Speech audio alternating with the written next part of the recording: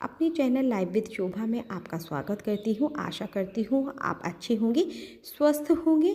आज मैं आपको लेके चल रही हूँ बनारस से 12 किलोमीटर दूर सारनाथ में, जहाँ भगवान गौतम बुद्ध ने उपदेश दिया था।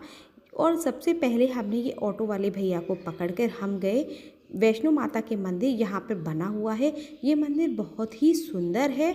और साइड में ये आपको पूजा की जो भी आपको सामग्री चाहिए वो आपको मिल जाएगी इस तरीके से यहाँ पर। और एक और ये रेड कलर का है, इसमें बना हुआ है हनुमान जी का मंदिर।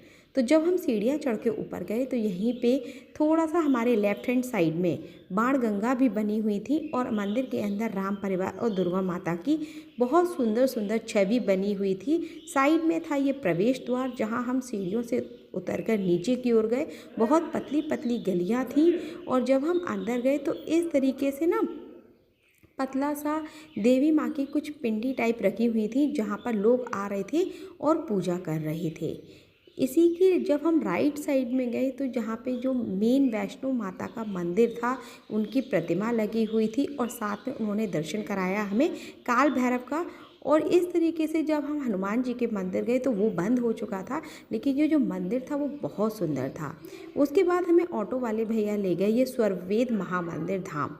ये जो है वो नया बना हुआ है, और ये जो बना हुआ है इसके पत्थरों पे जो कलाकारी है वो अद्भुत है, देखने लायक है। और जब हम अंदर गए तो उसकी जो माहौल था, एटमॉस्फेयर, वो बहुत ही आनंददायक शांति प्रिय था। इस तरीके से आप देखिए कि छत पर इनके पत्थरों पर जो कलाकृतियाँ बनी हुई हैं, जो नक्काशी हो रही है, वो बहुत ही सुंदर और अद्भुत है। इसके ऊपर भी ना काम चल रहा था, लेकिन हमें उन लोगों ने जाने नहीं दिया क्योंकि ये अभी पूरा नहीं हुआ है। इसके बाद जब मैं आपको एक बार विज़िट करा रही हूँ। इस तरीके से देखिए तो यहाँ पे मेडिटेशन का एक सेंटर बना हुआ था, योग सेंटर बना हुआ था, जहाँ पे लोग ध्यान केंद्रित कर सके, योगा कर सकें, और वहाँ पे प्रसाद भी मिलता है। इसके बाद हम गए सारंग महादेव के मंदिर।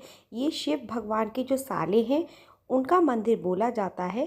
तो यहाँ पे ये साइड में कुंड बना हुआ था, और जब सीढ़ियाँ चढ़ के मंदिर के ऊपर गए तो वहाँ पे पंडित जी ने हमें जो था वो वहाँ पे दोनों पिंडियाँ रखी हुई थी, जो शिव जी की थी, और साथ में उनके जो साले साहब बोले जाते हैं उनके सारंग देव की दोनों थी। और ये बाहर बने हुए थे बड़े से नंदी बाबा, जिनके कान में मैंने विश की और अपनी मन्नत को मांगा।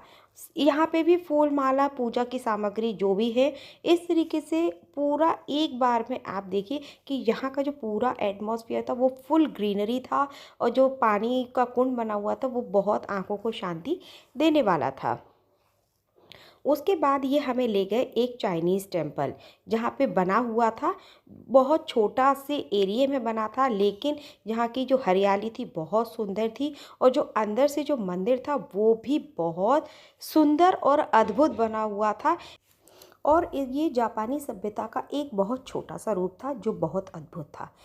इसके बाद हम गए सारनाथ मंदिर, जहाँ पे भगवान गौतम बुद्ध रहे थे, और उन्होंने प्रथम उपदेश यहीं से दिया था।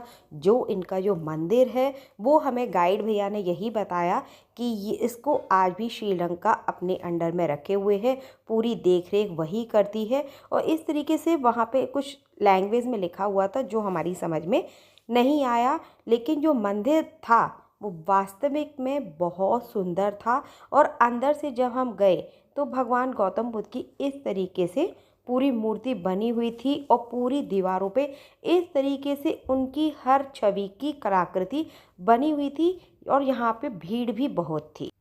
पास ही में एक और मंदिर था जो तिब्बतियन लोगों का था। ये मंदिर भी बहुत साफ सुंदर स्वच्छ था। अशोक स्तंभ बना हुआ था साइड में, जिसको वो अपना भगवान मानते हैं।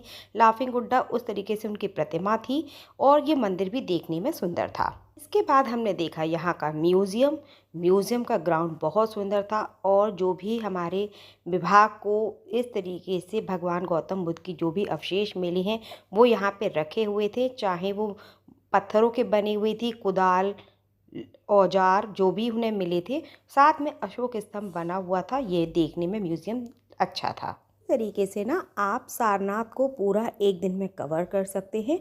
एक दिन का छोटा सा टूर आप बनाइए और पूरे सारनाथ को कवर कीजिए। Bye bye.